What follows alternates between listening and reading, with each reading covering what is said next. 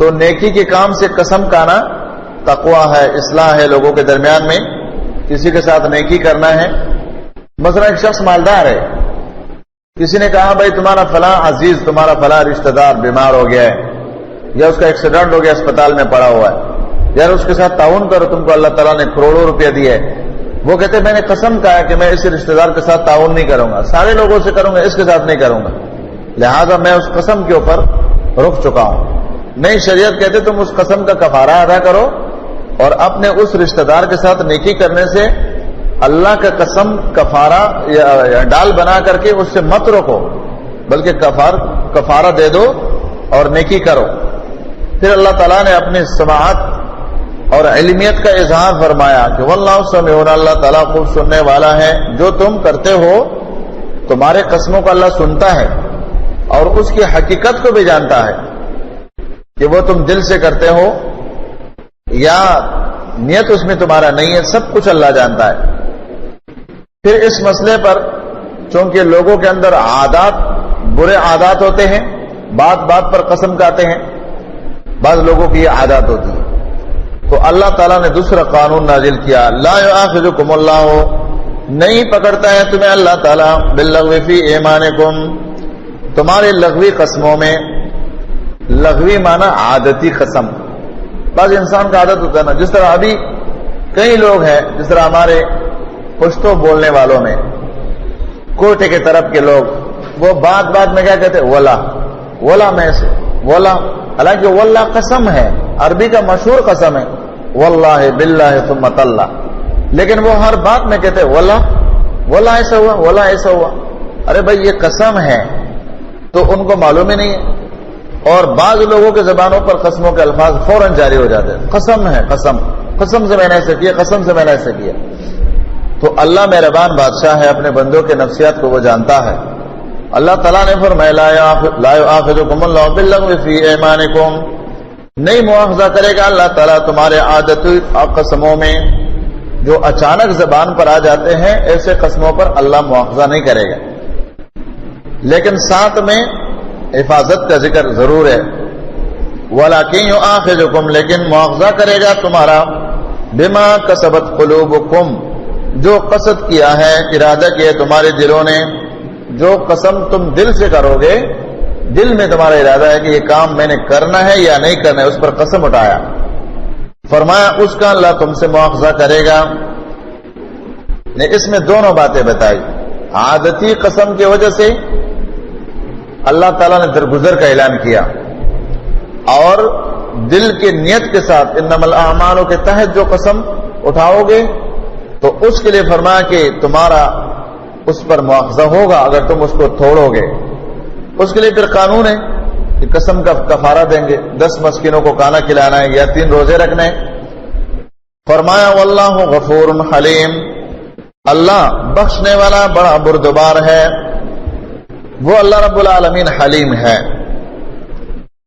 وہ ذات جو حلم سے کام لیتا ہے۔ حلم معنی یہ کہ ایک تو ہوتے صبرناک، صبر حلم یہ قریب کے معنی میں ہے، لیکن حلیم کے اندر یہ معنی ساتھ موجود ہے کہ انتقام لینے کی قوت کے باوجود درگزر کرنا، انتقام لینے کی قوت کے باوجود درگزر کرنا، یہ اللہ رب العالمین کے عظیم صفات میں سے ہے۔ ورنہ اللہ تعالیٰ سے کون پوچھ سکتا ہے؟ دنیا میں جن لوگوں کو اللہ نے تباہ کیا ہے، پکڑا ہے، کس نے اللہ سے پوچھا ہے یا پوچھ سکے گا؟ لیکن فرمایا کہ واللہ غفور، اللہ تعالیٰ بخشنے والا ہے، حلیم بڑا بردبار ہے۔ اس سے بڑھ کر کیا بردباری ہو سکتی ہے کہ دنیا میں جن کو کھلاتا ہے پلاتا ہے وہی سینہ تان کر میدانوں میں آتے ہیں، اللہ تعالیٰ کے خلاف بغاوت کرتے ہیں، حکمران بن کر اللہ کے قرآن کے مذاق کرتے ہیں، حدیث کے مذاق کرتے ہیں، نبی علیہ الصلوۃ والسلام کے احادیث کو اس طرح اپنے زبانوں باتوں میں اڑا دیتے ہیں کہ اس کے مقابلے میں کسی جج کے بعد یعنی اتنا ہلکے لفظوں میں استعمال نہیں کر سکتے، جج کے خلاف ایک لفظ نہیں کہہ سکتے ڈر کے مارے، اور اللہ کے رسول کے حدیث کے خلاف ایسے جملے بول دیتے ہیں کہ کسی عام آدمی کے خلاف بھی نہیں بول سکتے. تو اللہ رب العالمین پھر بھی ان کو نہیں پکڑتے. حلیم ہے وہ. اللہ تعالیٰ کا دیا ہوا رزق وہ اللہ کے خلاف نافرمانیوں میں استعمال کرتے ہیں، لیکن اللہ حلیم بردبار، پھر بھی ان کو مہلت دیتے ہیں، ڈیل دیتے ہیں، توبے کے لیے موقع دیتے ہیں. للذین، ان لوگوں کے لیے، یؤلون، جو قسمیں کا لیتے ہیں، من نسائہم، اپنے عورتوں سے، تربص، صبر کرنا ہے، 4 اشہر، 4 مہینے. فَإِنْ فَاءُوا، پس اگر وہ پلٹ آئے، رجوع کر لیں، فَإِنَّ اللَّهَ غَفُورٌ رَحِيمٌ، پس یقیناً اللہ تعالیٰ بہت بخشنے والا، بڑا رحم کرنے والا ہے. چونکہ قسم کا طریقہ اہل کتاب مشرکین کا الگ تھا، اسلام نے ہمیں طریقہ بتایا قسموں کی تربیت. تو اس آیات میں ایلا کا مسئلہ، ایلا، بیوی سے قسم اٹھانا کہ میں تیرے پاس نہیں آؤں گا. جیسے کہ مشہور حدیث سے بخاری مسلم اور اکثر کتابوں میں ہمارے نبی محمد صلی اللہ علیہ وسلم نے ایلا کیا تھا. ناراض ہو گئے اپنی بیویوں سے اور ناراضگی کی صورت میں قسم اٹھایا کہ میں 1 مہینے تک ایک بیوی کے قریب بھی نہیں جاؤں گا. اور 29 راتیں انہوں نے الگ کمرے میں چبوترے کے اندر گزار دیے. 29ویں رات جب گزر گئی، 30ویں رات تھی، تو عائشہ رضی اللہ تعالیٰ عنہا کے کمرے میں چلے گئے. تو عائشہ نے فرمایا اللہ کے رسول صلی اللہ علیہ وسلم اپنے قسم مہینے کا اٹھایا تھا، تو ابھی تو 29 راتیں گزر گئی ہے. نبی علیہ الصلوۃ والسلام نے فرمایا عائشہ مہینہ 29 کا بھی ہوتا ہے. میں نے مہینے کا قسم اٹھایا تھا تو مہینہ 29 کا بھی ہوتا ہے اور 30 کا بھی ہوتا ہے، لہذا میرا مہینہ پورا ہو چکا ہے. یہاں اس قسم کا ذکر ہے، ایلا کا ذکر ہے کہ اس میں شریعت نے احکام جاری کیے ہیں کہ 4 مہینے کا قسم تو ہو سکتا ہے، 4 مہینے تک بیوی سے الگ رہنا. لیکن اگر کوئی شخص 4 مہینے گزر جائے اور بیوی سے الگ ہے اور بیوی کے پاس نہیں جاتے، اس کے حقوق کو ادا نہیں کرتے، تو پھر اس بیوی کو اللہ تعالیٰ نے حقوق دیا ہے کہ یہ پھر رجوع کر سکتے ہیں شرعی عدالت کی طرف، اور اپنے رہائش اور علاقے کے مناسبت سے اپنے بڑوں کی طرف، علماء کی طرف، علاقے کی جو کمیٹیاں وغیرہ ہوتی ہیں، اگر کوئی مسلمان ہو جو مسلمانوں کے معاملات کو چلاتے ہیں، ان کے طرف، یہ میرے شوہر ہے 4 مہینے ہو گئے یہ میرے قریب نہیں آ رہے، میرے حقوق ادا نہیں کر رہے، تو یا تو پھر اس کو طلاق کا حکم دیا جائے گا یا اپنی بیوی کی طرف رجوع کرے گا. اس میں پھر علماء کے مختلف اقوال ہیں. بعض علماء نے اس کو 1 طلاق پر محمول کر دیا ہے کہ اگر وہ 4 مہینے تک نہیں گیا تو 1 طلاق واقع ہو جائے گی، طلاق رجعی. اور بعض کہتے ہیں کہ کوئی طلاق واقع نہیں ہوگی، یہ رجوع کر لے، طلاق نہیں ہوگی، ایک قسم کا ایک صورت ہے. فرمایا وَإِنْ عَزَمُوا الطَّلَاقَ، اگر وہ عزم کر لے طلاق دینے کا، فَإِنَّ اللَّهَ سَمِيعٌ عَلِيمٌ، یقیناً اللہ تعالیٰ خوب سننے والا، جاننے والا ہے. فرمایا کہ اگر کسی شخص نے ایلا کیا ہے اور مہینے 4 ہو گئے اور اس میں اس کا ارادہ طلاق کا ہے، تو اللہ تعالیٰ نیتوں کے علم رکھتا ہے، اس کی نیت پر اللہ تعالیٰ اس کے لیے فیصلہ کر دے گا. اس نے اگر طلاق کا عزم کیا ہے تو پھر وہ طلاق کا فیصلہ کر لے، ورنہ وہ رجوع کر لے. اس میں مخفی اعمال کی طرف اشارہ ہے کہ انسان کا ہے ایک ظاہر صورت اسلام کے سامنے لانا اور باطن کا اس کے خلاف ہونا. اللہ رب العالمین اس میں اشارہ کر رہا ہے ہم سب کو، ایسا نہیں کہ ظاہر تم اسلام کے برابر کر دو جبکہ اندر سے تم اسلام کے خلاف ہو. جیسے کہ رسول اللہ صلی اللہ علیہ وسلم کے واقعات میں سے صحیح بخاری میں واقعہ ہے، اللہ کے نبی نے فرمایا کہ میرے پاس لوگ فیصلے لاتے ہیں، تم فیصلے لاتے ہو. صحابہ کرام سے فرمایا تم میں سے بعض وہ ساتھی صحابہ ہوتے ہیں کہ جو بولنے میں تیز ہوتے ہیں، گفتگو کرنے میں تیز ہوتے ہیں. اب 2 بندے ہیں، ایک کا حق ہے دوسرا ناحق پر ہے، جس نے دعویٰ کیا وہ ناحق پر ہے لیکن وہ زبان سے تیز تراز ہے، تو میں دونوں کی گفتگو سننے کے بعد اس تیز تراز آدمی کے حق میں فیصلہ کر دیتا ہوں. تو فرمایا وہ میرے اس فیصلے سے یہ نہ سمجھے کہ یہ چیز اس کے لیے حلال ہو گئی، بلکہ قطعت له قطعة من النار، میں نے تو جہنم کے آگ میں سے ایک ٹکڑا اس کو کاٹ کے دے دیا ہے. اب چاہے لے جائے چاہے چھوڑ جائے۔ اس حدیث سے یہ مسئلہ ثابت ہو گیا کہ ایک تو نبی عالم الغیب نہیں ہے، دوسرا یہ کہ غلط فیصلے سے کسی کے لیے وہ چیز حلال نہیں ہوگا۔ نبی بھی فیصلہ کر لے لیکن نبی کو پتہ نہیں ہے کہ یہ چیز اس شخص کا نہیں ہے، اس کا ہے، اور ظاہری شواہد پر اس نے فیصلہ کیا تو اندرونی حرمت کی وجہ سے وہ چیز اس ظاہری فیصلے کی وجہ سے حلال نہیں ہوگا۔ تو یہاں پر بھی اشارہ ہے اس بات کی طرف کہ اگر کسی شخص نے اپنے بیوی کو طلاق دیا ہے، طلاق کا نیت ہے، اور اوپر سے 4 مہینے گزر گئے، تو اللہ رب العالمین وہ سمیع بھی ہے اور علیم بھی ہے، ان کے باتوں کو وہ سن بھی چکا ہے اور اس کے اندرونی باتوں کا علم بھی جانتا ہے۔ والمطلقات، طلاق شدہ عورتیں یتربصن، انتظار کرے گی، بانفسہن، اپنے نفسوں پر، 3 قروء، 3 حیض، ولا یحل، حلال نہیں ہے، لہن، ان کے لیے، ان یکتمنا، کہ وہ چھپائے، ما خلق اللہ، جو پیدا کیا اللہ تعالیٰ نے،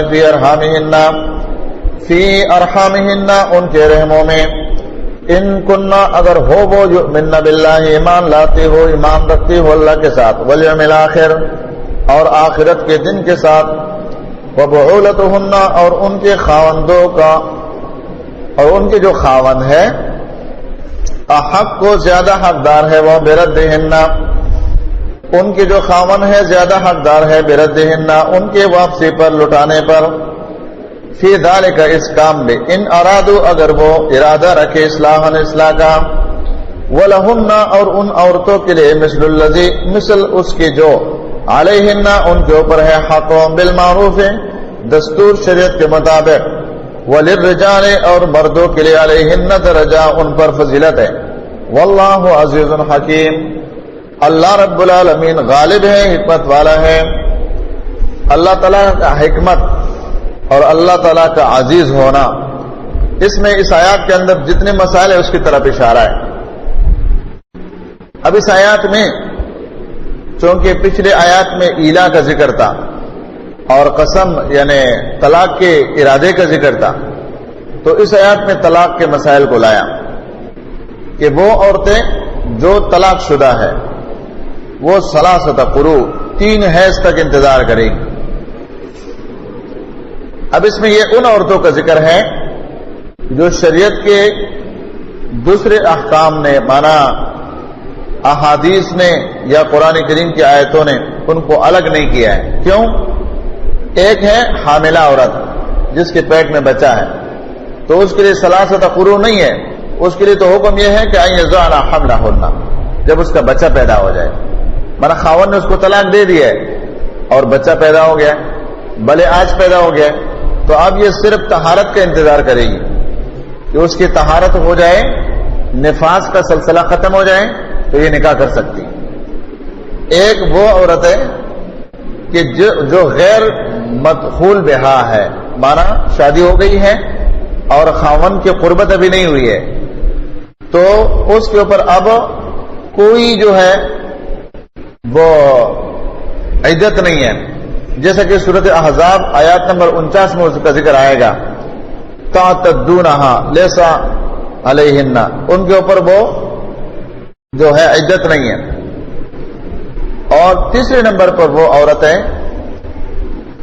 جو شادی ہو گئی ہے اور اس کے ساتھ خاوند نے قربت بھی کر لیا ہے، لیکن وہ حیض سے فارغ ہو گئی ہے، مانا حیض نہیں آتے، اس کا بڑھاپے کی وجہ سے اس کا حیض ختم ہو گیا ہے۔ خواتین کی عمر کا ایک لمٹ ہوتا ہے، اس سے آگے پھر ان کا حیض، اس کو قرآن نے کیا کہا ہے؟ عائشہ یا اسنا، وہ نا امید ہو چکی ہے اپنے حیض سے، تو ان کے لیے 3 اشہر، 3 مہینے ہیں۔ اسی ترتیب سے وہ عورت جس کا نکاح ہو گیا ہے اور خاوند نے قربت بھی کی ہے لیکن کم عمری کی وجہ سے لم یحزنا، ابھی اس کا حیض نہیں آیا ہے، تو اس کے لیے بھی 3 اشہر، 3 مہینے ہیں۔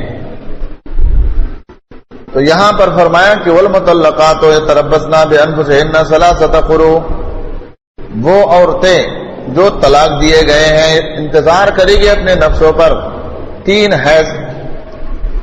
مانا ایک شخص نے کسی اپنے بیوی کو طلاق دے دیا تو وہ جب تک 3 حیض اس پر گزر نہ جائے تو وہ کسی اور شخص سے نکاح نہیں کر سکتی ہے.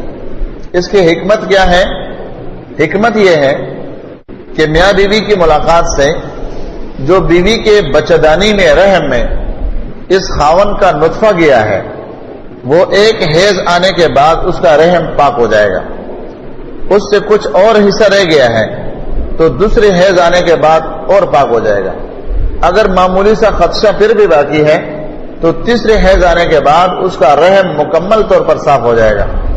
3 حیض آنے کے بعد جو ہے بچہ نہیں ٹھہرتا پھر, کیونکہ اللہ تعالیٰ یہ نہیں چاہتا ہے کہ ادھر سے ایک خاون طلاق دے دے, دوسری طرف سے وہ کسی اور کو خاون بنا کر پہلے والے خاون کا بھی نطفہ اس کے رحم میں موجود ہو اور دوسرا خاون اس کا بن جائے تو اس کا رحم بھی جو نطفہ ہے اس کے رحم میں شامل ہو جائے, تو دونوں خاوندوں کے نطفے اس ایک رحم میں جمع ہو جائے تو گویا ایک بچے میں 2 باپ شریک ہو جائیں گے. تو خاندانوں کو اللہ تعالیٰ مکس کرنا نہیں چاہتے, اس لیے اس کے لیے ایک قانون بنایا کہ جب تک اس پر 3 حیض نہیں آئے تو اس وقت تک وہ نکاح نہیں کر سکتی ہے, وہ پہلے والے خاون کے پنٹر میں رہے گی اور اسی دوران میں اس کو خاون رجوع بھی کر سکتا ہے. فرمایا ولا يحل لهن, حلال نہیں ہے ان کے لیے ان یکتمن ما خلق اللہ, کہ چھپا لے وہ جو پیدا کیا اللہ تعالیٰ نے فی ارحامہن, ان کے رحموں میں. اس میں چونکہ مسائل عورتوں کے ہیں نا, اب ایک عورت ہے اس کو خاون نے طلاق دے دیا ہے اور وہ ویسے جھوٹ بولتی ہے اپنے خاون سے کہ میں تو بیمار ہو گئی ہوں, میں تو حائضہ ہوں. دوسرا مہینہ آ جائے پھر کہتے میں حائضہ ہوں, تیسرا مہینہ آ جائے پھر وہ کہتے میں حائضہ ہوں. تو اب یہ کس کو معلوم ہے؟ یہ تو عورت کو ہی اپنا بدن معلوم ہے, کسی اور کو تو اس کے بدن کا علم نہیں ہے اس کے حائضہ ہونے کا. تو اللہ تعالیٰ نے فرمایا کہ جو عورتیں اللہ پر ایمان لائی ہے, قیامت پر ایمان لائی ہے, تو اپنے خاون کا جو حق ہے اس کے رحم میں اگر بچہ ٹھہر چکا ہے تو اس کو چھپائے نہیں. ان کن یؤمن باللہ والیوم الآخر.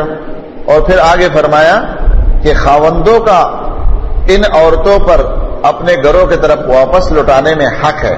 مانا خاون نے طلاق دے دی بیوی کو اور ابھی 3 مہینے 3 حیض باقی ہے تو یہ خاون اپنے اس بیوی کو لوٹا سکتا ہے واپس کہ بھئی میں نے طلاق دے دیا تھا, میں اس سے رجوع کرتا ہوں, تم اپنے غلطی کو مانو, میں اپنے غلطی کو مانتا ہوں, واپس اپنا گھر آباد کرتے ہیں. لیکن فرمایا کہ ان ارادوا اصلاح, اگر ان دونوں کا اصلاح کا ارادہ ہو, ان خاوندوں کا اصلاح کا ارادہ ہو. اصلاح کا ارادہ کیوں کہا؟ اس لیے کہا کہ مثلا ایک شخص ہے وہ اپنے بیوی کو طلاق دیتا ہے, اب طلاق دینے کے بعد اب اس کی بیوی کہتے ہیں کہ چلو 3 مہینے گزر جائیں گے تو میں اس سے فارغ ہو جاؤں گی. لیکن خاون نے کیا کیا کہ اب اس نے نیت بگاڑا اپنا, کہتے چلو میں نے مارا پیٹا کم ہے, اب ویسے بھی جا رہی ہے نا تو اس کو واپس لوٹاتا ہوں. واپس لوٹایا اور پھر اس کو خوب مارا پیٹا, اس کے پسلیاں توڑ دیے, اس کے ہاتھ پاؤں توڑ دیے, اس کے چہرے کو بگاڑ دیا, چلو ویسے بھی یہ مجھ سے جانے والی ہے تو اس کو بگاڑ کے رکھ دوں. تو فرمائیں یہ اس صورت میں ان ارادوا اصلاح, اگر ان کا ارادہ اصلاح کا ہو, صلح کا ہو کہ اس کو بیوی بنا کر رکھنا چاہتے ہیں. وَلَهُنَّ مِثْلُ الَّذِي عَلَيْهِنَّ بِالْمَعْرُوفِ, ان عورتوں کے لیے اس مثل کے حق ہے جو ان کے اوپر ہے. مانا جس طرح مردوں کے حقوق عورتوں پر ہے تو اسی طرح عورتوں کے حقوق مردوں پر ہے. ان کے لیے کپڑے کا انتظام, گھر کا انتظام, خوراک کا انتظام, ان کے ساتھ اچھے اخلاق سے پیش آنا. اور اس آیات کے تحت جسے علماء نے لکھا ہے کہ جس طرح ایک شوہر اپنے بیوی سے مطالبہ کرتا ہے کہ سرما لگاؤ, دنداسا لگاؤ, اچھے کپڑے پہنو, صاف ستھرا میرے سامنے آؤ, تو یہی حق تو اس کا بھی ہے نا. یہ نہیں کہ تمہارے منہ میں ناسوار پڑا ہوا ہو, ہاتھ میں سگریٹ ہو, بدبو تم سے آتا ہو, مچھلی کے ٹرک گزر جائے اس سے اتنا بدبو نہ آئے جتنا تم سے آئے, اور پھر تم بیوی سے مطالبہ کرو. نہیں, تمہارا بھی تو حق ہے, تم اپنے کو زینت والا بناؤ, خوبصورت بناؤ, اچھے کپڑے پہنو اور خوشبو لگاؤ اور داڑھی میں کنگھی کرو, سر کے بال میں جو ہے وہ تیل لگاؤ. اللہ کے رسول صلی اللہ علیہ وسلم کتنا زینت کرتے تھے. سادگی اپنی جگہ ہے, زینت اپنی جگہ ہے. ایک ہے ایسا زینت کرنا جو غیر شرعی ہو, ایک ہے شریعت کے مطابق. تو ان اللہ جمیل و یحب الجمال, اللہ خوبصورت ہے اور خوبصورتی کو پسند کرتا ہے. تو یہاں پر علماء نے لکھا بلکہ صحابہ کے اقوال بھی ہیں اس آیت کے تحت کہ ہم اپنی بیویوں کو اپنا آپ مزین کر دیتے ہیں، اس لیے کہ ان کا بھی ہمارے اوپر حق ہے نا، کہ ہم چاہتے ہیں کہ وہ ہمارے لیے خوبصورت ہو، تو ان کا بھی تو حق ہے، وہ چاہتی ہے کہ میرے خاوند خوبصورت ہو، تو خاوند بھی خوبصورت ہونا چاہیے۔ اس لیے فرمایا کہ مثل الذی علیہن بالمعروف۔ ہاں ایک اور بات آگے بتائی ہے جو اس معاشرے میں لوگ اس کو نہیں مانتے، یعنی لوگوں کی اکثریت اس بات کو نہیں مانتے، وہ کیا؟ وَلِلرِّجَالِ عَلَيْهِنَّ دَرَجَةٌ، مردوں کے لیے عورتوں پر فضیلت زیادہ ہے۔ یہاں کیا کہتے ہیں؟ نہیں مساوی ہے، برابر ہے۔ ہم کہتے ہیں ٹھیک ہے برابر ہے، تو ایک مرد لے آئے گا 4 عورتوں سے 1 سال میں 4 بچے، اور تم اپنے جو اصول ہے اس کے تحت چلو، ایک عورت اپنے 4 خاوندوں کو 4 بچے سال میں دے دو، دے دے گی کوئی عورت؟ برابری کر لو نا۔ جب اللہ نے نہیں برابر کیا تم کیسے برابر کرو گے؟ اللہ نے عورتوں کو نہیں برابر کیا ہے۔ ایک مرد وہ 4 عورتیں شادی کر کے سال میں اگر اللہ ان کو دینا چاہے تو 4 بچے پیدا کر سکتا ہے۔ ایک مرد 4 عورتوں سے 4 بچے پیدا کر سکتا ہے، لیکن ایک عورت جو ہے 4 شادیاں کر کے 1 سال میں 4 شوہروں کو 4 بچے نہیں دے سکتی ہے۔ وہ بچہ پیدا کرے گی تو زیادہ سے زیادہ سال میں 1 ہی بچہ ہوگا، چلو 2 ہو جائے، اور اس کے اختیار میں تو ہے بھی نہیں کہ ہوگا بھی کہ نہیں، اور یہ بھی نہیں ہے کہ وہ ضروری کہ 4 لے آئیں گے، پھر جب 4 نہیں لائیں گے تو 4 خاوندوں کو کیا دے گی؟ یہ معاشرے کی جو باتیں ہیں، اللہ تعالیٰ نے دوڑ لگانے میں عقل کے اعتبار سے اور اس طرح مال کی کمائی کے اعتبار سے اور وجود کی پختگی کے اعتبار سے اللہ تعالیٰ نے مرد اور عورت کو برابر نہیں کیا ہے۔ یہاں جو ذکر ہو رہا ہے یہ برابری صرف میاں بیوی کے مسائل میں ہو رہی ہے، معاشرے کے عام مسائل میں نہیں ہو رہی ہے، کہ فوجی مسائل میں بھی برابر ہے، کہ پولیس میں بھی عورتوں کو بھرتی کرو، فوج میں بھی بھرتی کرو، اور انٹیلیجنس میں بھی بھرتی، فلاں میں بھی برابر، کیونکہ عورتیں برابر ہے، بینک میں بھی عورتیں لے آؤ، کمپنی میں بھی لے آؤ۔ اس لیے پھر سارے مسلمانوں کے معاشرے کو بگاڑ کر خانہ خراب کر کے رکھ دیا ہے۔ تو یہاں پر فرمایا کہ وَلِلرِّجَالِ عَلَيْهِنَّ دَرَجَةٌ، اور مردوں کے لیے ان پر ایک فضیلت ہے۔ واللہ عزیز حکیم، یہاں اشارہ ہے اس بات کی طرف کہ اگر عورتوں پر اللہ رب العالمین نے کچھ فضائل مردوں کو زیادہ دی ہے تو یہ اللہ کی حکمت کا تقاضا ہے، عورتیں اس کو نہیں جانتی ہیں لہذا ان کو ماننا چاہیے۔ اور اگر مردوں کو اللہ رب العالمین نے کچھ قوت بدنی یا قوت مالی زیادہ دی ہے تو ان کو بھی اس پر فخر کرنے کی ضرورت نہیں ہے، اس لیے کہ ان کے اوپر ایک عزیز اللہ تعالیٰ کی ذات ہے جو سارے لوگوں پر غالب ہے، اور وہ اپنے بندوں کے بارے میں انتقام کے طور پر پوچھ سکتا ہے۔ اگر کسی نے عورت کے حقوق کو ضائع کیا ہے تو اللہ رب العالمین ان سے پوچھ لے گا، ان سے لے سکتا ہے، اس لیے کہ ان کے اوپر عزیز موجود ہے۔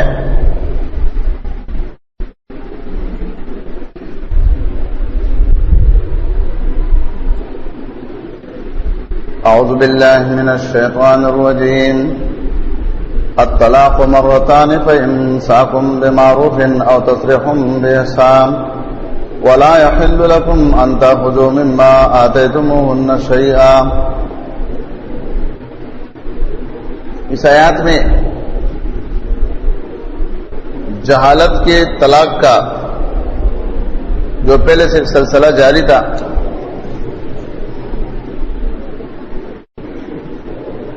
اس کی تنسیخ اور بطور اصلاح قانون بیان کیا۔ دور جہالت میں لوگوں کا طریقہ یہ تھا، لوگ طلاق دیتے ہیں، نانا بیوی کو طلاق دیا، ابھی 3 مہینے گزرے نہیں ہیں، اپنے بیوی کی طرف پھر رجوع کیا، اب پھر کچھ عرصے کے بعد طلاق دے دیا، پھر 3 مہینوں کے اندر رجوع کیا۔ اس طریقے سے عورتوں کے لیے بہت بڑا مسئلہ تھا کہ نہ تو وہ مطلقہ ہو جاتی اور نہ خاوند کی ملکیت میں ان کے حقوق اچھی طریقے سے ان کو ملتے ہیں۔ تو شریعت نے ایک نظام بنایا کہ جو بھی کوئی شوہر طلاق دے گا تو اس کی طلاق کو رائگاں نہیں کیا جائے گا، ضائع نہیں کیا جائے گا، وہ محفوظ رہے گا۔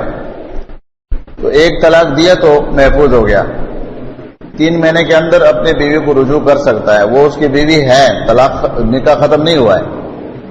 اگر دوسرا طلاق دے دیا، 2 مہینے گزر گئے، 1 مہینہ اس کے پاس باقی اور 1 طلاق بھی باقی ہے، پھر بھی وہ رجوع کر سکتا ہے۔ لیکن اگر تیسرا طلاق دیا تو اب اس کے پاس رجوع کا حق نہیں ہے۔ دوسری بات، 1 طلاق دی اور 3 مہینوں میں رجوع کیا، بیوی تو بن گئی لیکن 1 طلاق کا حق اس کا ختم ہو گیا، اب اس کے پاس صرف 2 طلاقیں رہ گئی۔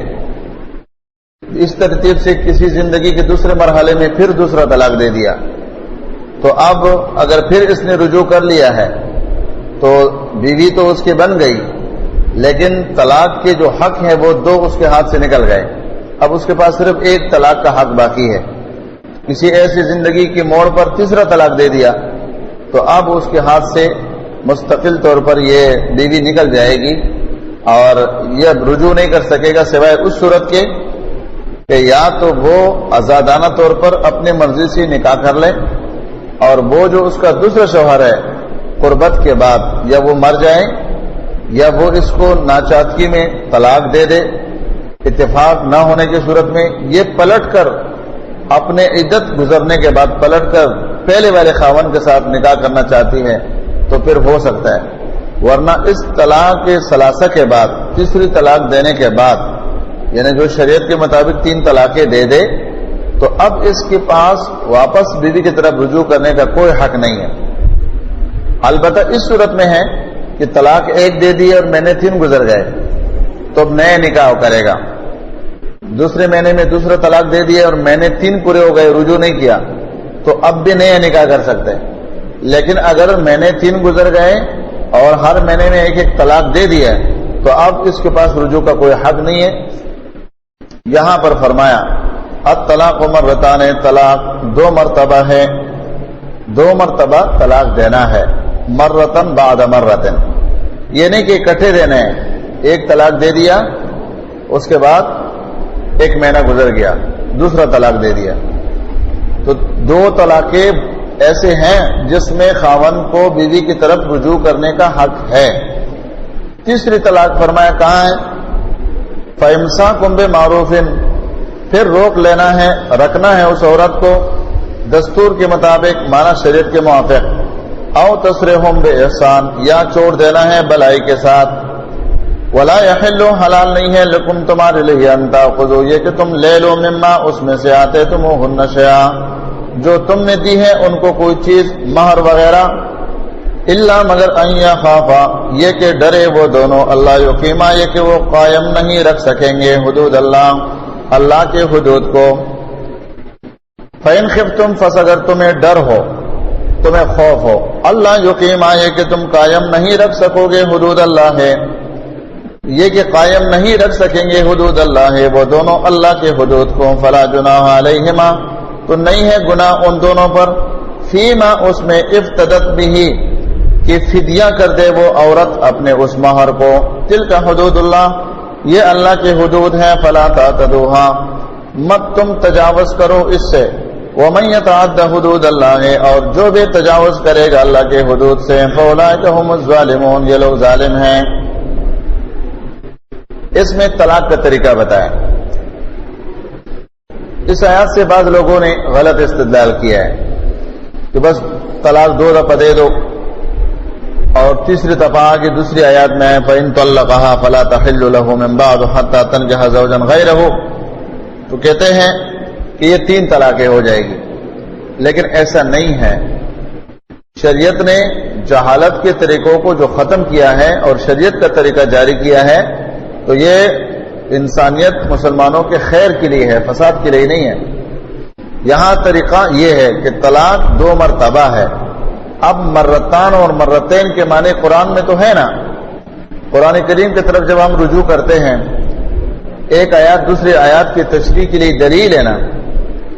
اللہ رب العالمین نے مشرکین کے لیے فرمایا کہ ان کو ہم عذاب دیتے ہیں 1 سال کے اندر، مرتن او مرتين، 1 دفعہ یا 2 دفعہ۔ تو کیا وہ ایسا ہوتا ہے کہ عذاب آ گیا اور ابھی وہ عذاب ختم نہیں ہوئے پھر عذاب آیا؟ ایسا نہیں ہوتا ہے۔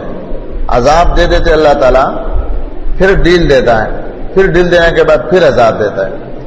یا پھر قرآن کریم سورۃ نور کی وہ آیات کہ اس میں اللہ رب العالمین نے فرمایا کہ 3 ٹائم تمہارے لیے پردے کے ہیں اور ان 3 ٹائموں میں تم نے اجازت طلب کر کے اس گھر میں داخل ہونا ہے. ثلاث عورات لکم، 3 ٹائم تمہارے لیے پردے کا ہے. تو اس میں مرتن آیا ہے نا، اس میں بھی لفظ مرہ موجود ہے. اب وہ 3 ٹائم کون سے ہیں؟ ایک ہے بعد صلاۃ العشاء، عشاء کے نماز کے بعد.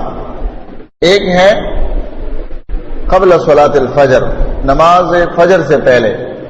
اور تیسرا ٹائم ہے ظہر کے ٹائم، ظہیرہ آیا ہے اس کے لیے. اب 3 ٹائم میں فرمایا کہ تم اجازت طلب کرو. اب مثلا ایک شخص ہے، وہ کسی کے گھر میں جانا چاہتے ہیں عشاء کے نماز کے بعد، اور وہ دروازے پر آیا. اس نے کہا بھائی میں گھر میں آنا چاہتا ہوں، اجازت ہے؟ بھائی میرے لیے اجازت ہے؟ ارے بھائی اجازت ہے. 3 دفعہ تو بول دیا اس نے نا. اب وہ اس نے اجازت دے دی، آ جاؤ. اب کیا فجر کی نماز سے پہلے اجازت کے بغیر آ سکتے ہیں دوبارہ؟ یا ظہر کے ٹائم میں اجازت طلب کیے بغیر آ سکتے ہیں؟ نہیں. کیوں؟ اس نے تو 3 دفعہ بول دیا تھا نا عشاء میں. اب چاہیے تو یہ کہ جب 3 دفعہ اس نے عشاء میں اجازت طلب کیا تو آپ بھلے فجر میں بھی آ جائے، ظہر میں بھی آ جائے، بغیر اجازت کے دروازے کو لات لگائے اور آ جائے. کوئی مانے گا اس کو؟ نہیں مانے گا. کیوں نہیں مانے گا؟ وہ کہے گا کہ اس نے اجازت تو عشاء کے لیے طلب کیا تھا، اب دوبارہ اجازت طلب کرے گا تو فجر میں آئے گا، اب دوبارہ ظہر کے لیے اجازت طلب کرے گا تو دروازے کے اندر آئے گا. وہ جو اس نے 3 دفعہ اجازت طلب کیا تھا وہ ایک ہی ٹائم کے لیے ہو گیا ہے، دوبارہ ایسا نہیں ہوگا. تو یہاں پر یہ کیسا ہو سکتا ہے کہ کوئی شخص اپنے منہ سے کہہ دے طلاق طلاق طلاق، مولویوں نے کہہ دیا اب طلاق ہو گئی ہے، تو پھر سر پکڑ کے بیٹھ جاتے ہیں کہ اب کیا کرنا ہے؟ کہتے ہیں حلالہ کرو. حلالہ کیا ہے؟ کہتے ہیں کسی شخص کو اپنی بیوی رضامندی کے ساتھ دے دو کہ وہ نکاح کر لے اس پر، اور پھر وہ اس کے ساتھ قربت کر لے گا، مجامعات کر لے گا، پھر وہ طلاق دے دے گا، پھر پہلے والے خاوند کے لیے وہ حلال ہو جائے گی.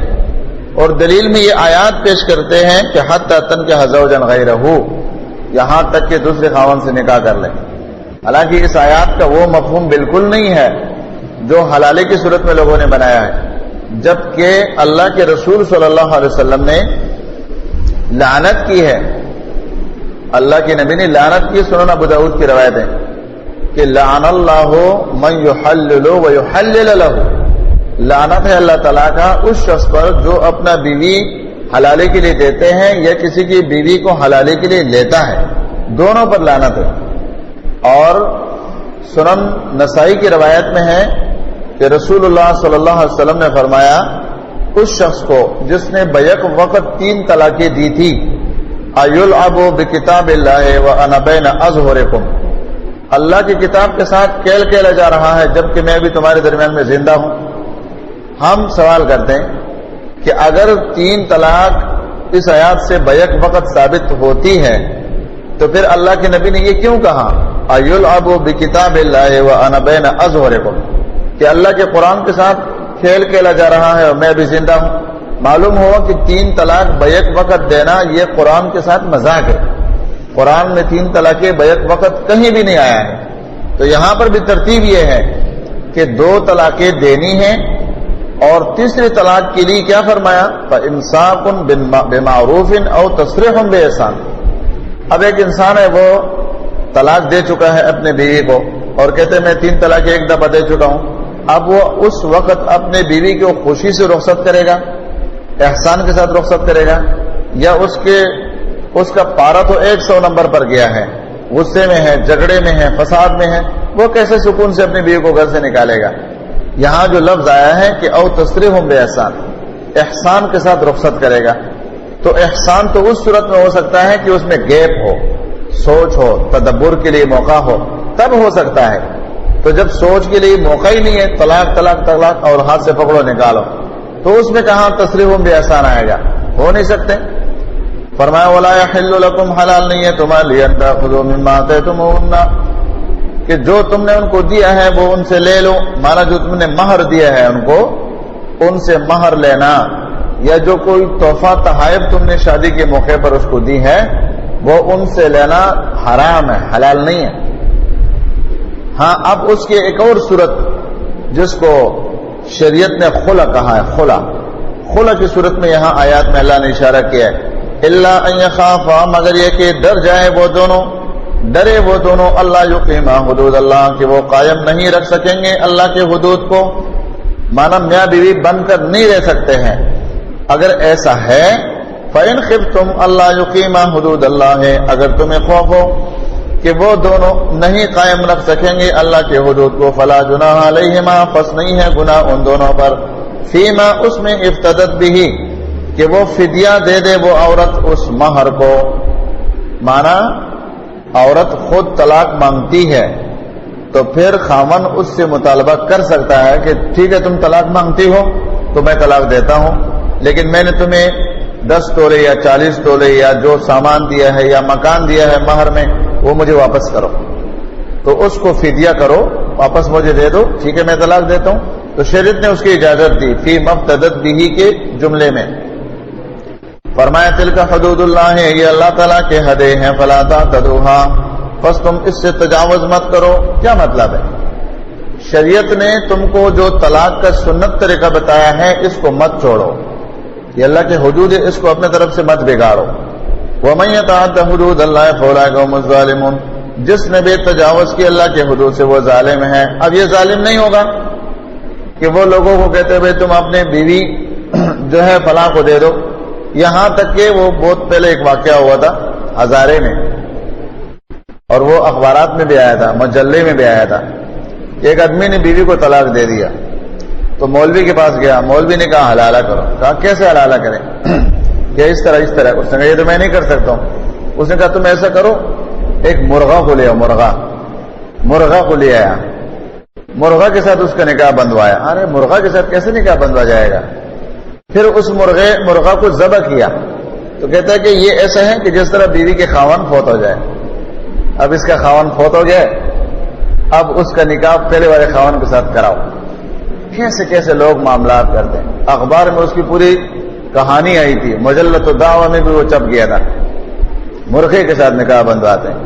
یا پھر مدرسوں میں ڈھونڈتے ہیں کسی لڑکے کو کہ بھائی اس لڑکے کے ساتھ نکاح بندواؤ۔ ظاہر بات ہے اگر کسی خاتون کو ضعیف العمر سے نوجوان خوبصورت طالب العلم مل جائے تو بیوقوف کی بچی ہے کہ اس بوڑھے کے پاس پھر پلٹ کر آئے گی، گئی تو گئی۔ پچھلے دنوں یہ واقعہ آیا تھا، یہ اپنا کراچی میں جو منگو پیر بابا ہے وہاں پر مدرسہ ہے، تو مدرسے کی دکانوں میں ایک شخص کی دکان ہے، اس نے بیوی کو طلاق دی۔ مولوی سے پوچھا کہ میں نے 3 طلاقیں دی، اس نے کہا مسئلہ آسان ہے، مدرسے میں لڑکا ہے اس کے ساتھ نکاح بنوا دیں گے، پھر وہ طلاق دے دے گا، طلاق دینے کے بعد تمہارے لیے حلال ہو جائے گی۔ اس نے کہا چلو ٹھیک ہے، نکاح بنوایا۔ وہ لڑکا اس عورت کو لے گیا بلوچستان سے، اس نے فون کیا کہ میں اپنے علاقے میں آیا ہوں، میں بلوچستان کا ہوں، تو میرے پیچھے گھومنے کی ضرورت نہیں ہے کیونکہ وہ میری بیوی ہے، میں طلاق نہیں دیتا ہوں۔ اب بیوی ہاتھ سے نکل گئی۔ یہ کتنے ایسے واقعات ہوتے ہیں بے شمار، اس سے بچنا بہت ضروری ہے کیونکہ یہ حرام رستے ہیں، اس سے تو گھر بگڑ جاتے ہیں۔ شریعت نے جو موقع دیا تو اس موقع کو ضائع نہیں کرنا چاہیے۔ جس طرح نکاح کرنے میں دونوں خاندان آپس میں سر جوڑ کر بیٹھتے ہیں، ایک دوسرے کو پسند کرتے ہیں اور نکاح کرنے میں 1000 بار سوچتے ہیں، اسی طرح شریعت نے نکاح کو ایک مرغی کے انڈے کے مانند قرار نہیں دیا، ہاتھ سے گر گیا ٹوٹ گیا، نہیں، اس میں سوچ بچار کے لیے موقع دیا ہے۔ ایک طلاق دو، ایک موقع 1 مہینے کا باقی ہے، دوسرا طلاق دو، پھر 1 مہینہ باقی ہے، 2 ہو گئے، اب تیسرا مہینہ داخل ہو رہا ہے، تیسرا طلاق دو گے، اب سوچ لے، یا تو رکھنا ہے فإمساک یا پھر تسریح بإحسان، تیسرا طلاق دو گے تو پھر وہ تمہارے ہاتھ میں نہیں رہے گی، پھر یہ شریعت کا طریقہ ہے۔ تو حلالہ حرام ہے، یہاں پھر ظلم ہوتا ہے۔ اور کتنے ایسے واقعات ہیں، بڑے بڑے مولوی خود طلاق دے دیتے ہیں اور پھر جا کر کے الحدیث مدرسے کے فتوے پر اس کو حلال کرتے ہیں۔ مولویوں کا واقعہ ہے، بڑے بڑے مولوی جو ہمارے علم میں اللہ کے فضل سے، تو انہوں نے اپنی بیویوں کو اس فتوے کے تحت کہ بھائی 3 طلاقیں ایک ساتھ نہیں ہوتی، اور دوسروں کو کہتے ہو جاتی، اپنے اوپر آتے تو کہتے نہیں ہوتی، یہ بڑا مسئلہ ہے۔ پھر حدیث کے اندر مشہور حدیث صحیح مسلم میں عبداللہ بن عباس رضی اللہ تعالیٰ عنہما کی روایت ہے کہ کان الطلاق فی عہد النبی صلی اللہ علیہ وسلم، تھی طلاق نبی علیہ الصلوۃ والسلام کے زمانے میں، وفی خلافت ابی بکر، اور ابو بکر صدیق رضی اللہ عنہ کے خلافت میں، وسنتین من خلافت عمر، اور عمر فاروق کی 2 سالہ خلافت میں، تو عد واحدہ، 3 طلاقیں ایک شمار کی جاتی تھی، ایک طلاق، 3 طلاقیں ایک شمار کی جاتی تھی۔ تو بعد میں جب لوگوں نے طلاق کا معمول بنایا بار بار دینا اور 3 طلاقیں اکٹھے دینا، تو عمر رضی اللہ عنہ نے فرمایا کہ جس نے 3 طلاقیں اکٹھے دے دی تو میں ان کو ان پر نافذ کر دوں گا بطور سزا۔ یہ بطور سزا ہے، بطور سزا۔ کوئی چیز بطور سزا ہوتے تو وہ دین نہیں بنتے، شریعت نہیں بنتے، وہ تو تعدیب کہتے ہیں، تعدیباً۔ مثلا اگر کوئی حکمران ہے، ہمارے حکمرانوں میں سے جس طرح وزیر خوراک ہے، وزیر خوراک نے اعلان کیا کہ بھائی اس سال جو ام ہوا ہے یا مالٹا ہے یا سیب ہے، کوئی بھی چیز ہے، تو اس میں کوئی نقص ہے، وزیر خوراک نے اعلان کر دیا کہ یہ خوراک کھانے کا قابل نہیں، اس کو نہ کھایا جائے، تو اب اس کا یہ معنی نہیں ہوگا کہ یہ کھانا، یہ سیب یا یہ موسمبی وغیرہ یہ مستقل حرام ہو گیا، اب ہر سال نہیں کھانا ہے۔ نہیں، وہ تو ایک عیب کے تحت اس نے اعلان کیا ہے۔ عمر فاروق نے ایک عیب کے تحت لوگوں کو سزا دینے کے لیے، تاکہ لوگ سنت کے مطابق طلاق دے، سنت کو چھوڑ کر اکٹھے 3 طلاقیں نہ دے، اس لیے انہوں نے بطور سزا کہا تھا۔ اور پھر جس طرح اغاثۃ اللحفان میں لکھا ہے کہ عمر فاروق نے اپنے اس فتوے سے رجوع کیا تھا، اپنے اس فتوے سے 3 طلاقیں اکٹھا شمار کرنے سے رجوع کیا تھا۔ پھر یہاں پر بدبختی کی ایک اہم بات، لوگ کہتے ہیں کہ 3 طلاقوں پر اجماع ہوا ہے، 3 طلاق 3 شمار کرنے پر اجماع ہوا ہے۔ ہم کہتے ہیں 3 طلاق ایک ہونے پر اجماع ہوا ہے، کیونکہ اللہ کے نبی کے زمانے میں کسی نے اعتراض نہیں کیا ہے، ابو بکر کے زمانے میں کسی نے اعتراض نہیں کیا کہ 3 طلاقیں اکٹھے کیسے ہو گئی، 3 ایک ہو گئی، ایسا کیوں ہے؟ عمر فاروق کی 2 سالہ خلافت میں کسی نے اعتراض نہیں کیا ہے کہ یہ جو تم 3 طلاقیں ایک شمار کرتے ہو یہ غلط ہے، کسی نے اعتراض نہیں کیا ہے۔ اختلاف تو تب ہوا ہے جب اس نے اس قانون کو لاگو کیا ہے، اس کے بعد اختلاف ہوا ہے۔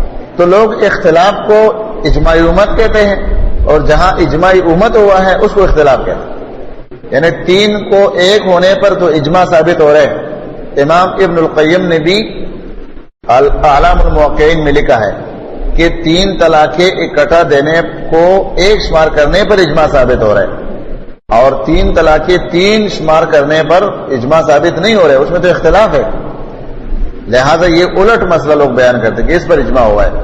تو صحیح مسلم کی اس روایت سے ثابت ہوتا ہے کہ اللہ کے نبی ابو بکر اور عمر فاروق کی ابتدائی خلافت میں کوئی 3 طلاق دیتے تو وہ ایک شمار ہوتی۔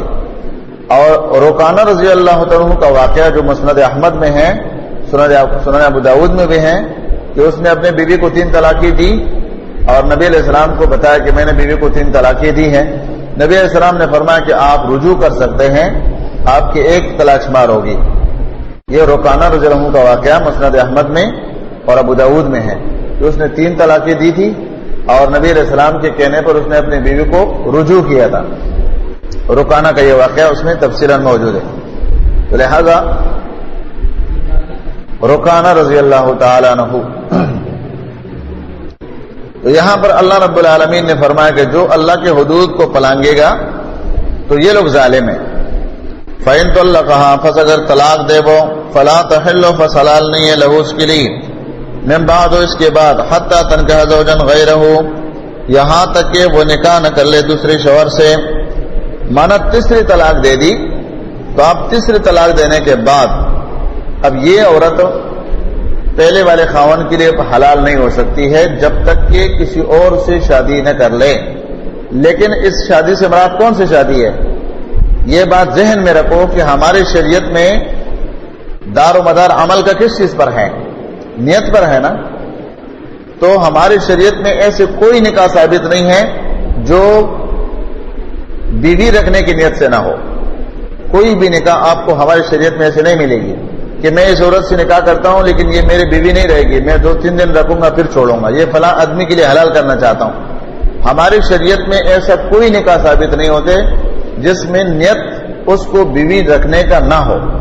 تو یہ تو عارضی نکاح ہے. عارضی نکاح تو متاع جو شیعہ کرتے ہیں وہ متاع ہے جو منسوخ ہو چکا ہے. صحیح مسلم کی روایت میں ہے کہ ابداً قیامت تک. تو یہاں متاع کو تو کہتے ناجائز ہے اور ادھر انہوں نے اپنے متاع شروع کیا ہے حلالے. تو یہ حرام کا ارتکاب ہے.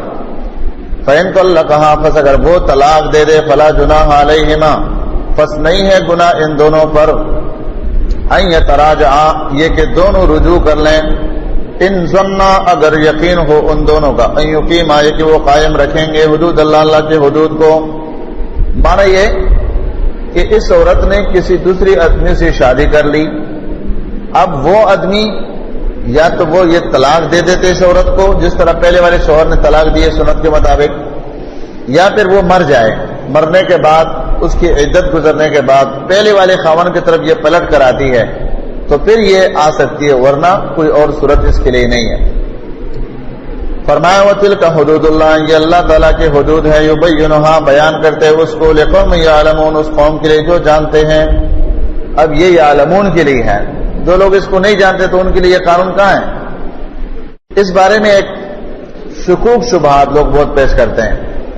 کہتے ہیں صحیح بخاری میں حدیث ہے کہ ایک صحابی نے اپنے بیوی کو 3 طلاقیں دی, پھر وہ پلٹ کر آنا چاہتی تھی. نبی علیہ الصلوۃ والسلام نے فرمایا کہ آپ پہلے والے خاوند کے پاس نہیں آ سکتی ہیں, اس لیے کہ جس خاوند دوسرے والے کے ساتھ آپ نے نکاح کیا ہے تو جب تک وہ تجھ سے لطف اندوز نہیں ہوگا اور تو اس سے لطف اندوز نہیں ہوگی, مانا مباشرت نہیں کرو گے, تو پہلے والے خاوند کے پاس تم نہیں جا سکتی ہو. تو کہتے ہیں اس میں ثلاثہ کا الفاظ آیا نا, تو یہ اس کی وہ مثال ہے نا, کہتے ہیں بلی کو خواب میں چشرے نظر آتے ہیں. بھائی وہاں ثلاثہ کا لفظ آیا ہے نا, تو اس میں یہ نہیں ہے کہ وہ ثلاثہ اکٹھے ہیں, وہ تو شریعت کے مطابق ہے نا. تو شریعت میں تو 3 طلاقیں ایک جب ثابت ہی نہیں ہوتی ہے تو اس ثلاثہ کو آپ اکٹھے کیسے لاتے شمار کرتے ہیں. اور ایک اور روایت کے بارے میں شبہ کرتے ہیں کہ ابن ماجہ میں اور صحیح مسلم میں وہ روایت ہے کہ ایک صحابی نے اپنے بیوی کو 3 طلاق دی, تو اس میں اس کی دوسری روایت میں صراحت ہے کہ اس صحابی نے اپنے بیوی کو وہ تیسری طلاق بھیجی جو اس کی تیسری طلاق باقی تھی. یہ نہیں کہ وہ تینوں اکٹھے دی ہیں. اس میں ابن ماجہ میں صراحت ہے کہ نبی علیہ السلام کے صحابی نے اپنے بیوی کی طرف وہ تیسرا طلاق روانہ کیا جو اس کا 3 طلاقوں میں سے باقی تھا. لہذا ایک حدیث نے دوسرے حدیث کی صراحت کر دی کہ وہ تینوں طلاقیں اکٹھی نہیں تھی, بلکہ وہ 2 طلاقیں وہ پہلے بھیج چکا تھا خط کے ذریعے سے, اور تیسرا طلاق اس نے پھر بھیجا, تو وہ 3 میں سے تیسرا طلاق ہے, اکٹھے نہیں ہے. وَإِذَا طَلَّقْتُمُ النِّسَاءَ جب تم طلاق دو عورتوں کو فَبَلَغْنَا پس پہنچ جائے جَلَهُنَّ اپنی مدت کو فَامْسِكُوهُنَّ پس روکے رکھو ان کو بِمَعْرُوفٍ شریعت کے مطابق, یعنی دستور کے مطابق ان کو رکھو. أَوْ سَرِّحُوهُنَّ یا چھوڑ دو ان کو, رخصت کرو ان کو بِمَعْرُوفٍ شریعت کے موافق. وَلَا تُمْسِكُوهُنَّ مت روکنا ان کو ضرارا ستانے کے لیے لِتَعْتَدُوا تاکہ تم زیادتی کرو ان پر. اس میں اس نقص کا ازالہ ہے کہ عورتوں کو طلاق دینا پھر واپس رکھنا اس مقصد کے لیے اس کی مار کٹائی مزید کر لے, نہیں, فرمایا ایسا مت کرو. وَمَن يَفْعَلْ ذَلِكَ جس نے ایسا کیا فَقَدْ ظَلَمَ نَفْسَهُ یقیناً اس نے ظلم کیا اپنے اوپر. معنی یہ کہ اپنے اوپر ظلم ہے یہ, کیونکہ اس کا نتیجہ اس خاوند کو خود بھگتنا پڑے گا, اللہ کی عدالت میں تو جائے گا نا. دوسرا معنی یہ کہ یہ جو بیوی ہے جس پر یہ ظلم کر رہا ہے یہ بھی تو اس کے نفس سے ہے. خلق منها زوجها اللہ تعالیٰ نے آدم علیہ السلام سے ہی اس کی بیوی کو پیدا کیا تھا, گویا کہ عورت مرد سے پیدا ہوئی ہے نا, تو ظلمہ نفسہ یہ تو اپنے پر ظلم کر رہے. وَلَا تَتَّخِذُوا آیَاتِ اللَّهِ هُزُوًا مت پکڑنا اللہ کے آیتوں کو ہنسی مذاق ہو, جس طرح آج لوگوں نے ان آیتوں کے ساتھ حلالوں کے رستے نکال کر ہنسی مذاق بنایا ہوا ہے. وَاذْكُرُوا یاد کرو نعمت اللہ کی نعمت کو علیکم جو تم پر کی ہے, وَمَا أَنزَلَ عَلَيْكُمْ اور وہ جو نازل کیے تمہارے اوپر من الکتاب کتاب میں سے, والحکمہ حکمت اللہ نے قرآن اتارا, حدیث حکمت اتار دی, یعظکم بہ، نصیحت کرتے ہیں اس کے ساتھ تمہیں، قرآن کے ذریعے سے اور حدیث کے ذریعے سے تمہیں نصیحت کرتا ہے، تمہاری اصلاح کرتا ہے۔ واتقوا اللہ، ڈرو اللہ تعالیٰ سے، وعلموا، جان لو، ان اللہ، یقینا اللہ تعالیٰ بکل شیء علیم، ہر چیز کو خوب جاننے والا ہے۔ معنی یہ کہ یہ جو مسائل ہے، احکامات ہیں اللہ کی شریعت کے، یہ تقوی کے بغیر انسان کی عملی زندگی میں نہیں آ سکتے، تو اس لیے فرمایا کہ اللہ سے ڈر جاؤ، اور اللہ رب العالمین کے علم سے تمہارا کوئی بھی عمل وہ خارج نہیں ہے، وہ اللہ رب العالمین اس کو خوب جانتا ہے، تو اس کے عدالت میں تو تم نے جانا ہے، لہذا جب اس کے عدالت میں جاؤ گے تو اللہ تعالیٰ تم سے تمہاری اس زندگی کا پورا حساب لے گا۔ وَإِذَا طَلَّقْتُمُ النِّسَاءَ، جب تم طلاق دو عورتوں کو، فَبَلَغْنَا، پس پہنچ جائے وہ أَجَلَهُنَّ، اپنی مدت کو، فَلَا تَعْضُلُوهُنَّ، پس تم نہ رکھو ان کو، أَن يَنكِحْنَ، یہ کہ وہ نکاح کریں، أَزْوَاجَهُنَّ، اپنے خاوندوں کے ساتھ، إِذَا تَرَاضَوْا، جب وہ راضی ہوں، بینہم، درمیان آپس کے، بالمعروف، آپس میں وہ راضی ہو، بالمعروف، دستور کے موافق، مانا وہ آپس میں دوبارہ نکاح کرنے پر خوش ہے تو ان کو مت روکو۔ ذالک یوعظ بہ، یہ نصیحت کی جاتی اس کے ساتھ، من کان منکم، جو ہو تم میں سے، یؤمن باللہ والیوم الآخر، ایمان رکھتا ہوں اللہ اور قیامت کے دن کے ساتھ، اللہ پر بھی ایمان، آخرت پر بھی ایمان۔ ذالکم ازکی لکم واطہر، یہ تمہارے واسطے صاف ستھرا ہے، بہتر، واللہ یعلم، اللہ خوب جانتا ہے، وانتم لا تعلمون، تم نہیں جانتے ہو۔ یہاں پر نبی صلی اللہ علیہ وسلم کے صحابہ میں سے معقل بن یسار رضی اللہ عنہ کا واقعہ ہے، جس کے متعلق اللہ تعالیٰ نے اس آیات کو اتارا تھا صحیح بخاری میں اور دوسری کتابوں میں، کہ اس نے ایک صحابی کو اپنی بہن نکاح میں دی، تو ان دونوں کے آپس میں گھریلو مسائل میں اختلاف آ گیا۔ معقل بن یسار، تو اختلاف ہونے کی صورت میں اس صحابی نے معقل بن یسار رضی اللہ عنہ کے بہن کو طلاق دے دیا۔ طلاق دینے کے بعد 3 مہینے گزر گئے، تو جیسے کہ پہلے ہم نے بتایا درس میں، طلاق رجعی میں 3 مہینے کا مہلت ہے، اگر رجوع کسی نے کر لیا تو پہلا والا نکاح برقرار ہے، اگر 3 مہینے کی مدت کے اندر رجوع نہیں کیا تو چاہے 1 طلاق دی ہے تو تب بھی نکاح ٹوٹ جائے گا، چاہے 2 طلاقیں دی ہے، ایک مہینے میں، دوسرے مہینے میں، اور تیسرے مہینے میں طلاق نہیں دیا لیکن مہینے 3 گزار دیے تو پھر بھی نکاح ٹوٹ جائے گی۔ تو اب اس کے پاس کیا چانس ہے؟ ابھی چانس یہ ہے کہ دوبارہ نکاح کر سکتا ہے۔ تو جب معقل بن یسار رضی اللہ عنہ کے بہن کا عدت مکمل ہو گیا تو کسی اور نے بھی نکاح کا پیغام بھیجا، اور اسی صحابی نے جس کی سابقہ بیوی تھی وہ، اس نے بھی پیغام بھیجا، تو معقل بن یسار رضی اللہ عنہ نے انکار کیا اس سے کہ میں تمہیں اپنا بہن دوبارہ نکاح میں نہیں دوں گا، اس لیے کہ میں نے آپ کے ساتھ احسان کیا، رشتہ کیا، آپ نے میرے بہن کو طلاق دے دیا، دوبارہ نہیں دوں گا۔ تو اللہ تعالیٰ نے یہ آیات اتاری، وَإِذَا طَلَّقْتُمُ النِّسَاءَ فَبَلَغْنَا أَجَلَهُنَّ، اب مدت کو پہنچ چکی ہے وہ، فَلَا تَعْضُلُوهُنَّ، تم مت روکو ان کو، أَن يَنكِحْنَ أَزْوَاجَهُنَّ، کہ وہ دوبارہ سے نکاح کرے اپنے خاوندوں کے ساتھ، سابقہ خاوند کے ساتھ پھر سے نکاح کرنا جائز ہے یہ۔ اور عورتوں کے لیے بھی اس میں فائدہ زیادہ ہے، کیونکہ ایک خاوند کے ساتھ اس کا منہ لگ چکا ہے، اپنا سطر اس کے سامنے وہ کھول چکی ہے، تو یہی اس کے لیے بہتر ہے اگر زندگی گزار سکتی ہے، حیا کے اعتبار سے اس میں فائدہ ہے۔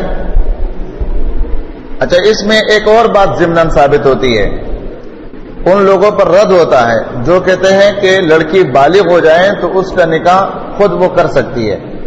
یہاں تو ہے کہ متعلقہ ہے لیکن اپنا نکاح نہیں کر سکتی ہے، کیونکہ اللہ نے قید لگایا کہ تم مت روکو ان کو نکاح کرنے سے، تو اگر ان کے پاس روکنے کے شرعی اختیارات نہیں ہیں تو پھر اللہ ان سے کیوں کہتے ہیں مت روکو؟